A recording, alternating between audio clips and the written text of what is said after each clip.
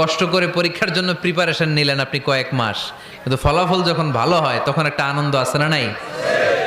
সারাদিন রোজা রাখলেন রমজানে, কি কষ্ট, তৃষ্ণায় গলা ফেটে যায়, কিন্তু ইফতারির সময় যখন রুহাবজা শরবতটা খাই কেমন লাগে? একটা আনন্দ আছে না নাই? এজন্য আল্লাহ বললেন فإن مع العسر يسرا إن مع العسر يسرا। ও নবী, কষ্টের দিন মক্কায় অল্প কিছু দিন, মদিনাতে আনন্দের দিন অপেক্ষা করছে। আমাদের জীবনে যদি দুঃখ কষ্ট আসে আমরা ধৈর্য ধরবো, তাওয়াক্কুল করবো একজনের উপর, তিনি কে? কারণ আমরা বিশ্বাস করি কষ্টের দিন এটা চিরকালের জন্য নয়, সামনে আনন্দের দিন আমাদের জন্য সেট করে রেখেছে কে?